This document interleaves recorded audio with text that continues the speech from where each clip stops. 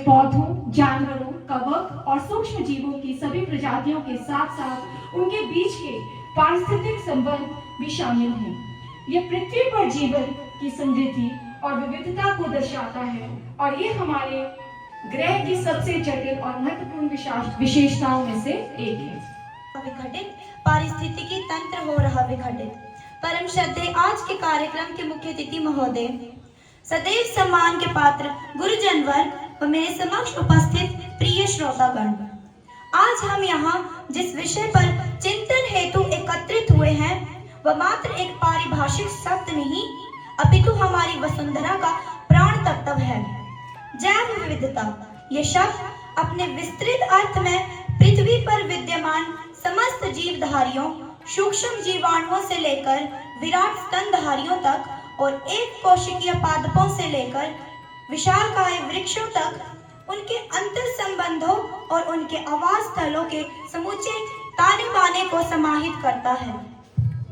यह प्रकृति की वह अप्रतिम रचना है जिसमें प्रत्येक अवयव एक दूसरे से गूढ़तापूर्वक संबंध रखते हैं और समग्र पारिस्थितिकीय संतुलन का आधार बनते हैं। जैव विविधता का महत्व केवल इसकी नैसर्गिक सुषमा में निहित नहीं अपितु यह मानव जाति के मैं आपके समक्ष जैव विविधता पर एक भाषण प्रस्तुत करना चाहता हूँ। जैव विविधता मुख्य रूप से एक मापदंड है जो हर साल 22 मई को मनाया जाता है, जिसमें अलग अलग तरह के पेड़ पौधे और पशु पक्षी एक साथ रहते हैं। हर किस्म के वनस्पति और पशु वर्ग पृथ्वी को बेहतर बनाने में अपना अमूल्य योगदान देते हैं। मूल आधार है पारिस्थितिकीय स्थायित्व। प्रत्येक प्रजाति चाहे वह कितनी भी गौण प्रतीत हो, पारिस्थितिक तंत्र एक विशेष भूमिका का निर्वहन करती है। परागण क्रिया से लेकर मृदा उर्वरता के संदर्भन तक, जलचक्र के नियमन से लेकर वायुमंडलीय संतुलन बनाए रखने तक सभी प्रक्रियाएं जैव विविधता के सुचारू संचालन पर निर्भर करती हैं। एक भी प्रजाति का विलुप्त होना इस जटिल श्रृंखला की एक कड़ी को भंग करता है जिसमें समग्र पारिस्थितिकीय तंत्र को अव्यवस्थित उत्पन्न होती है। मैं आज बहुत से मंचों पे कहता हूँ कि आज अगर मैं महाविद्यालय में बहुत से कार्यक्रमों का संचालन करता हूँ, बहुत अच्छी कहते हैं कि इवेंट मैनेजमेंट में करता हूँ या कार्यक्रमों को संचालित करता हूँ, मैं कहूँगा कि लगभग सब कुछ जो है वो मैंने इनसे सीखा है। जब मैं स्टूडेंट था तो बहुत सारे कार्यक्रम को संचालित आदेश होता था। चंबा जिले में स्थित है कुगती वन्य जीव अभ्यारण्य भरमौर, कालाटोप खजियार वन्य जीव अभ्यारण्य चंबा, तुंदाव वन्य जीव अभ्यारण्य चंबा, सेंचुतुआ नाला वन्य जीव अभ्यारण्य चंबा और गंगुल वन्य जीव अभ्यारण्य सलूनी तहसील के बांदल घाटी में स्थित है। निर्देश होता था एनएसएस के लिए प्रोग्राम ऑफिसर थे, मैं इनके अंडर था, तो बहुत सारे कार्यक्रम इनके अंडर मैंने आयोजित करवाए और वहीं से मुझे इवेंट मैनेजमेंट का पता चला कि किस तरह से कामों को आयोजित किया जाता है। आज अगर मैं एनईपी में हिमाचल प्रदेश में जो एनईपी लागू हो रही है उसमें 7 कंपोनेंट थे, उस 7 में से 2 कंपोनेंट का मैं और जो फोकस ग्रुप है उसका मैं सदस्य रहा हूँ और बहुत गर्व से मैं कह सकता हूँ कि हिमाचल प्रदेश में जो एनईपी लागू हो रही है उसको बनाने में हमारा सहयोग रहा है और उसको क्रियान्वयन अगर किया जाएगा तो हम कह सकते हैं कि उसमें हमारा योगदान रहा। तो बहुत कुछ जो है वो हमने गुरुजी से सीखा है। तो जैव विविधता के बारे में मैं बहुत ज़्यादा नहीं कहूँगा, लेकिन मैं इस मंच पे आया तो ज़रूर मैं चाहूँगा, क्योंकि मैं जो फील कर रहा था, मुझे जब यहाँ तक पहुँच रहा था, जो मेला आया, मेला से आगे दरवाजा आया, दुनाली आया, दुनाली से आगे, हालांकि इस रोड पे ये जो बरहीका रोड है इससे थोड़ा सा ऊपर आके रास्ता उधर दूसरी तरफ गया है जहाँ हमारे स्टूडेंट इंदर जी का घर है, वहाँ मैं जाके आया हूँ। फिर जाके गहरा उतरे थे हम, तो उस रोड पे पहले भी आया था लेकिन बहुत टफ, और हमने टैक्सी की थी नीचे और टैक्सी वाले से भी हम बीच में रास्ते में हमने रिक्वेस्ट की कि भाई हमें तो उतार दे, हम पैदल चले जाएंगे, इतना डर हमें लग रहा था। उस तरह की परिस्थिति में आप लोग पढ़ रहे हो, जिस तरह से इस मंच के माध्यम से बच्चों ने प्रेजेंट किया। मैं पहले बता चुका हूँ कि ब्रेही के बच्चों ने उस दिन बहुत बार ब्रेही के लिए तालियां बज रही थी, बहुत सारे बच्चों ने प्राइज जीते। तो कहाँ ब्रेही है? ब्रेही के बच्चे जो है वो चंबा के डीएवी से कम्पीट कर रहे हैं, चंबा के बॉयज स्कूल से कम्पीट कर रहे हैं, गर्ल्स स्कूल से कम्पीट कर रहे हैं और उसमें भी इनाम जीत के आ रहे हैं। तो आप सब अध्यापक जो है उसके लिए बधाई के पात्र हैं।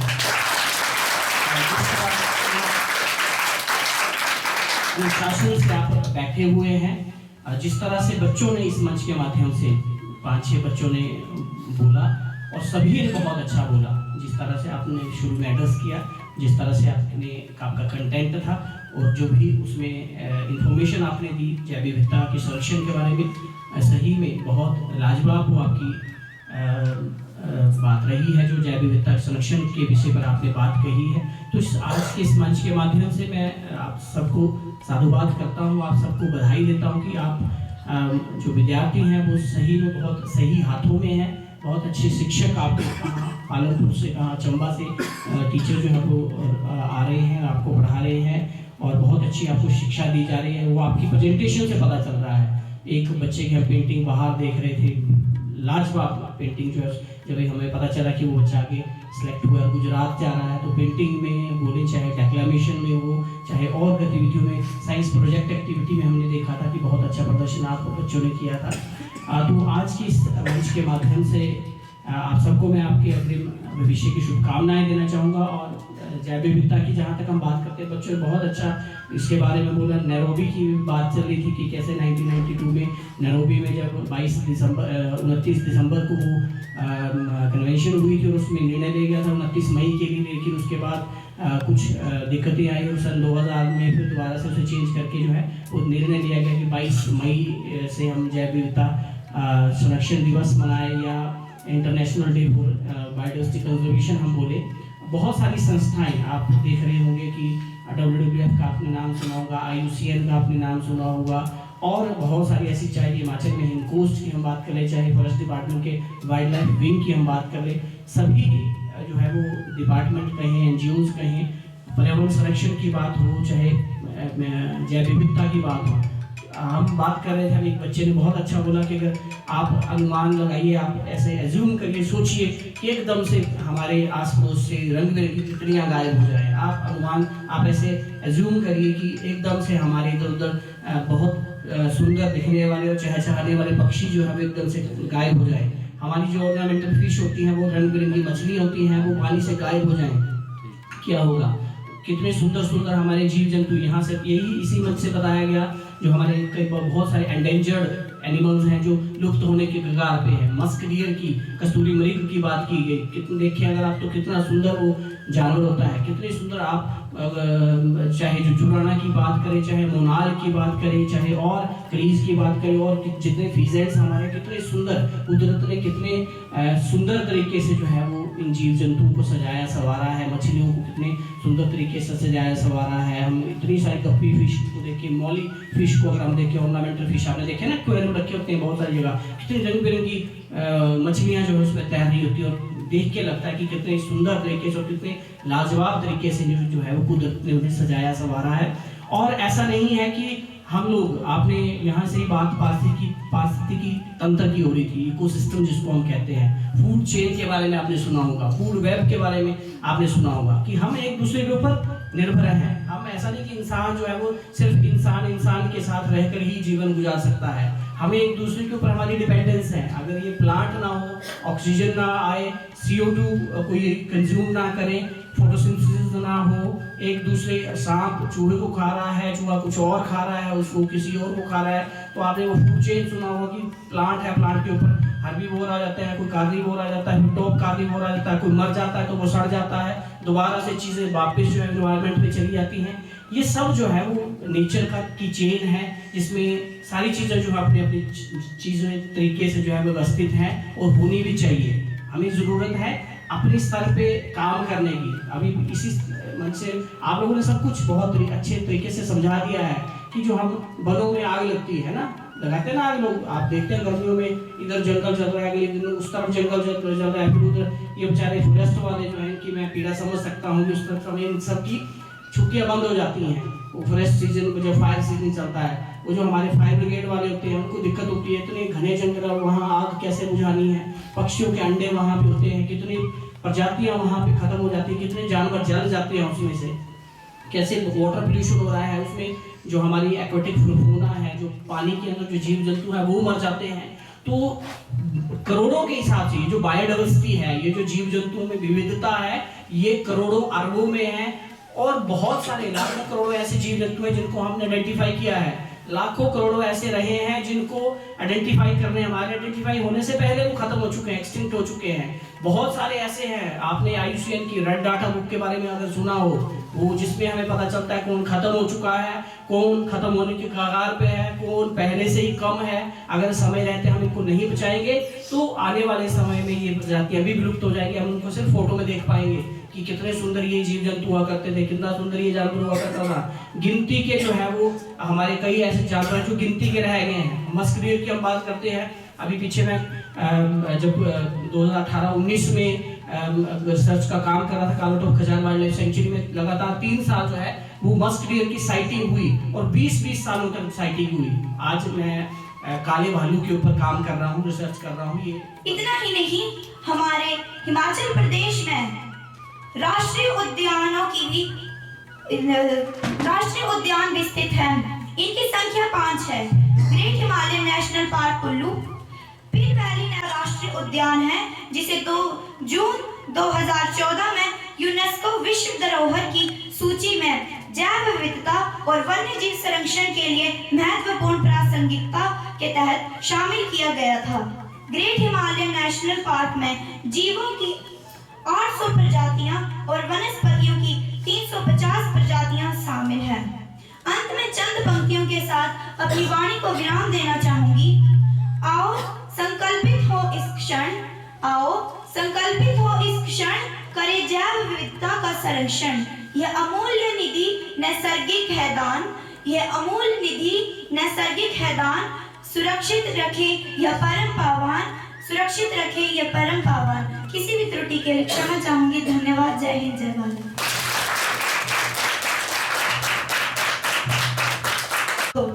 संभालो इस धरा की अनमोल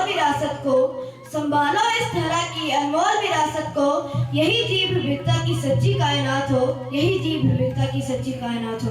आदरणीय मुख्य अतिथि महोदय, परम सम्मानित शिक्षकगण व मेरे प्रिय सहपाठियों, आज मैं आपके सामने एक अत्यंत महत्वपूर्ण विषय जैव विविधता पर अपने विचार प्रस्तुत करने जा रहा हूँ।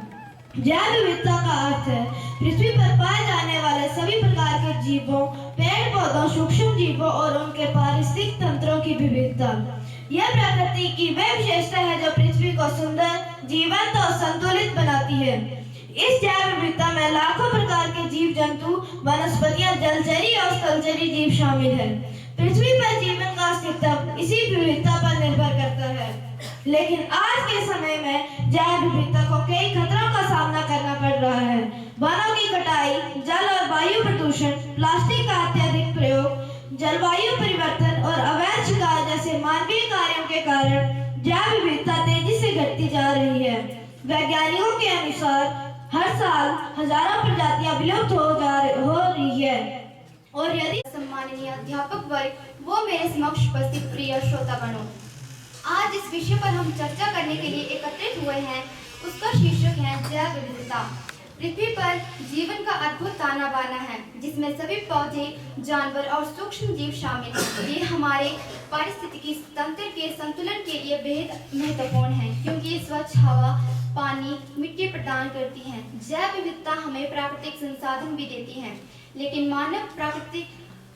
मानव गतिविधियां जैसे जंगलों की अंधाधुंध कटाई, प्रदूषण और जलवायु परिवर्तन इसे संकट में डाल रहे हैं। प्रकृति ने जो हमें सबसे बड़ी विरासत दी है वो है जैव विविधता। जैव विविधता का हर रूप हमारे पर्यावरण को संजीवनी शक्ति देता है। ये न केवल जीवन को संजीवित रखता है, बल्कि हमारे अस्तित्व को बनाए रखने में मदद करता है। 22 मई को मनाया जाने वाला अंतर्राष्ट्रीय जैव विविधता दिवस हमें ये याद दिलाने का एक महत्वपूर्ण अवसर है कि जैव विविधता न केवल पर्यावरण का एक हिस्सा है, बल्कि हमारे जीवन के एक महत्वपूर्ण अभिन्न अंग है। इन सब की संख्या लगातार कम हो रही है और हमें इन्हें बचाने की हर संभव कोशिश करनी चाहिए। जैसा कि हम सब इस बात से अवगत हैं कि आज के हमारे मुख्य अतिथि महोदय डॉक्टर विपिन राठौर जी ने हिमालयी भूरा भालू पर रिसर्च की है। और मैं आपको हिमालय भूरा भालू के बारे में कुछ बताना चाहती हूँ। हिमालय भूरा भालू, जिसे ब्राउन बियर भी कहा जाता है, ये भालू हिमालय के ऊंचे इलाकों में पाया जाता है। ये एक बड़ी प्रजाति है जो आमतौर पर 3000 से 5000 मीटर की ऊंचाई पर रहती है। हिमाचल प्रदेश में ये भालू मुख्य रूप से लाहौर और स्पीति, चंबा और भरमौर में पाया जाता है। और मैं आशा करती हूँ कि आज के हमारे मुख्य अतिथि महोदय हमें अपनी इस रिसर्च के बारे में बताएंगे। और मैं कुछ चंद पंक्तियों के साथ अपनी वाणी को विराम देना चाहती हूँ। जैव विविधता प्राकृतिक संसाधन है, जैव विविधता प्राकृतिक संसाधन है। देखो संभलकर इसका प्रयोग करो, देखो संभलकर इसका प्रयोग करो। सब जीवन का सूत्र विलीन है इसमें, सब जीवन का सूत्र विलीन है इसमें। हे मानव चेतन बुद्धि से इसका प्रयोग करो, हे मानव चेतन बुद्धि से इसका प्रयोग करो। धन्यवाद। अब आएंगे छत तक जाना है। ये सीढ़ियाँ उन्हीं को मुबारक हो जिन्होंने छत तक जाना है। अपनी मंजिल तो आसमान है, रास्ता तो हमें खुद बनाना है।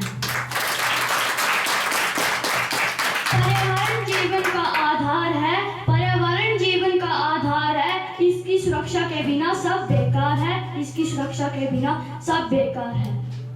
नमस्कार, मैं कक्षा 9वीं का छात्र ईशान शर्मा सम्माननीय मंच को नमन करता हूँ। हमारे परम आदरणीय अध्यक्ष महोदय, हम सभी के साहित्य एवं समाज के लोकप्रिय माननीय मुख्य अतिथि जी एवं इस कार्य को विशिष्टता प्रदान कर रहे विशिष्ट अतिथि जी व इस कार्यक्रम के महत्वपूर्ण अंग हमारे दर्शक, आप सभी को मैं हार्दिक नमन करता हूँ, आपका अभिनंदन करता हूँ। आज मुझे इस अवसर पर बोलने के लिए मैं आपको दिल से धन्यवाद करता हूँ तथा आज मैं जैव विविधता के विषय पर भाषण देने जा रहा हूँ। आज अगर मुझसे कोई भूल हुई हो तो क्षमा करने की कृपा करें। हम सबका बस एक ही नारा, जैव विविधता को बचाना है फर्ज हमारा। जैव विविधता, जैव विविधता मुख्य रूप से एक मापदंड है जिसमें अलग अलग तरह के पेड़ पौधे, पशु पक्षी एक साथ रहते हैं। हर किस्म की वनस्पतियां और पशु वर्ग पृथ्वी के वातावरण में बेहतर बनाने में अपना अमूल्य योगदान देते हैं, जिसमें आखिरकार पृथ्वी पर जीवन समृद्धशील बनता है। की गिनती नहीं है, बल्कि ये उस गतिशील और परस्पर निर्भर प्रणाली का सार है जो हमारे ग्रह और जीवन को रहने योग्य बनाती है। जैव विविधता हमारे ग्रह की नींव है। यह वह धागा है जिसे जीवन के ताने बाने को बुनता है। यह वह प्राकृतिक पूंजी है जिस पर हमारा अस्तित्व और कल्याण बना रहता है। महोदय, सोचिए क्या होगा अगर अचानक से रंग बिरंगी तितलियां गायब हो जाए? क्या होगा अगर जल शांत हो जाए? क्या होगा अगर पक्षियों के चहचहाने की आवाज गायब हो जाए? क्या होगा अगर मछलियां और समुद्री जीवों के बिना समुद्र का? ये एक भयावह कल्पना है, लेकिन यह वो दिशा है जिस पर हम बढ़ रहे हैं।